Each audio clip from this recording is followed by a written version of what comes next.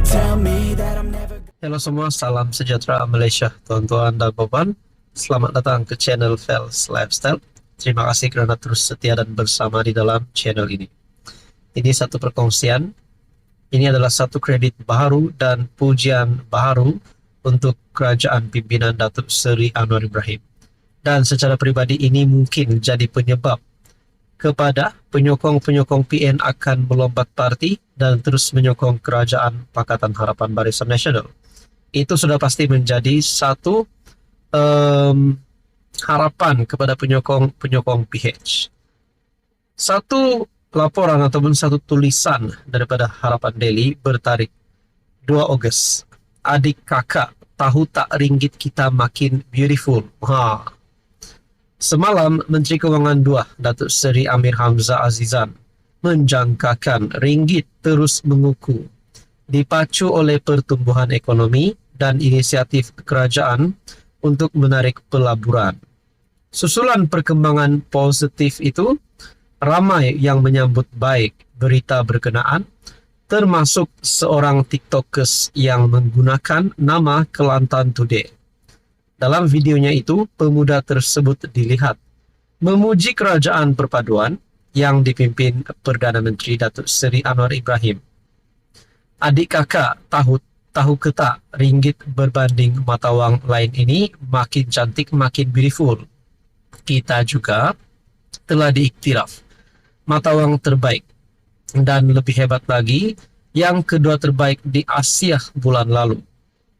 Apa yang lebih penting bagi saya, adik-adik dan kakak-kakak, penganalisis meramalkan ringgit akan lebih menguku hingga ujung tahun ini, katanya. Bukan itu sahaja, malah lelaki berkenaan turut mengulas mengenai pelaburan asing yang semakin berkembang di negara ini.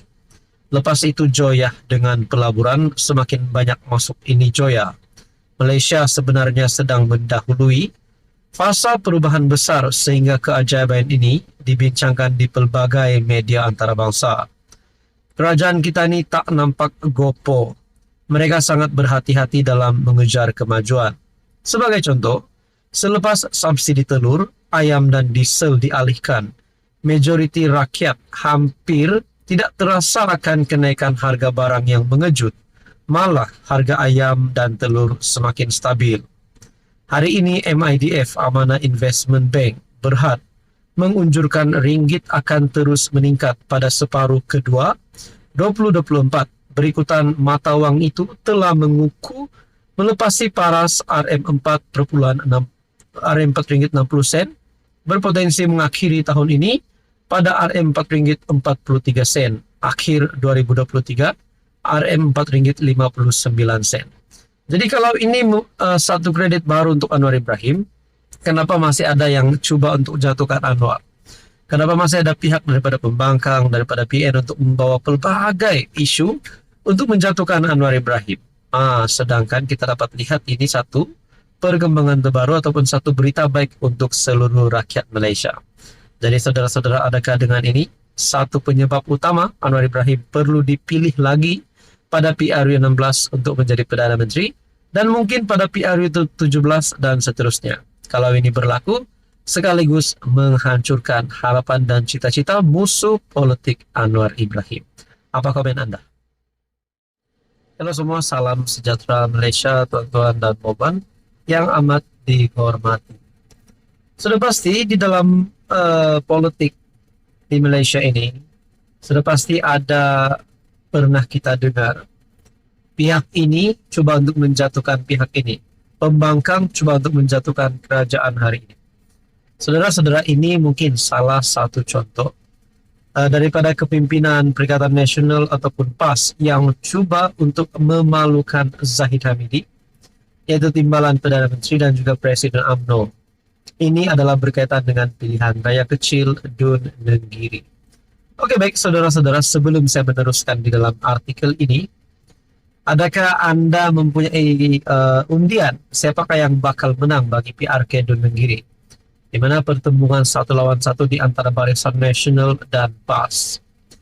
Menurut satu artikel daripada Harapan Daily bertarikh 2 Ogos, Persoal tawaran Barisan Nasional di Nenggiri, Sanusi lupa PAS 34 tahun takbir Kelantan.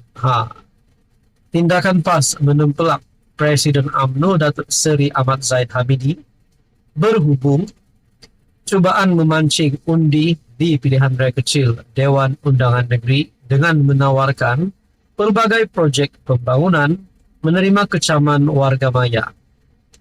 Ketua Pengarah Pilihan Raya PN Datuk Seri Muhammad Sanusi berkata, kerusi tersebut sememangnya diterajui pemimpin BN sejak beberapa penggal, namun DUN berkenaan seolah dipinggirkan. Sebelum ini, ketika di bawah Wakil Rakyat BN, kenapa tak buat masa Wakil Rakyat BN perintah? Baru kalah sekali dan terus datang tawar macam-macam. Masa 78 penggal, wakili penduduk situ kenapa tak buat menurut Sanusi. Kita lihat apa jadi kepada Sanusi. Bagaimanapun, kenyataan daripada Muhammad Sanusi itu ditepis seorang pempengaruh TikTok, yaitu Muhammad Muhaimin. Saya pun pening dengan Sanusi ini. Dia persoal tawaran yang dibuat oleh Datuk Seri Ahmad Zahid jika BN menang DUN Nenggiri. Adakah Sanusi sudah lupa PAS yang memerintah 34 tahun di Kelantan? Sepatutnya kerajaan PAS Kelantan kena membuat pembangunan di DUN Nenggiri seperti selesaikan masalah jalan raya, air dan apa jua masalah rakyat di DUN tersebut. Mungkin kita boleh katakan ini cobaan Sanusi untuk memalukan Zahid, memalukan kerajaan ataupun wakil daripada BN, tapi lihat apa yang berlaku. BN hanya sebagai parti pembangkang di Kelantan sejak 1990. Segala duit dipegang kerajaan PAS Kelantan, itu pun kerajaan BN dulu bantu juga bina sekolah, baiki jalan raya dan selesaikan masalah rakyat. Di manakah tanggung jawab kerajaan PAS Kelantan? Hari ini harga getah dah naik. Terima kasih Kerajaan Madani, pimpinan Datuk Seri Anwar Ibrahim, puji beliau.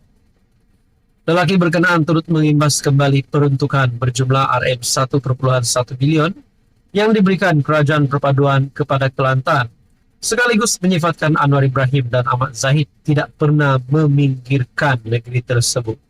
Kita ucap terima kasih Kerajaan Perpaduan tidak pernah pinggirkan Kelantan sejak menang PRU15. Wow, ini satu pendedahan yang amat hebat dan satu kredit untuk Anwar Ibrahim dan juga Zahid Hamidi sebagai Perdana Menteri dan juga timbalan Perdana Menteri. Jadi saudara-saudara, adakah ini satu sebab untuk penyokong di Nenggiri untuk mengundi calon daripada Barisan Nasional? Jadi saudara-saudara berkaitan dengan isu ini, apa komen Anda? Sekian saja, teruskan bersama di dalam channel ini.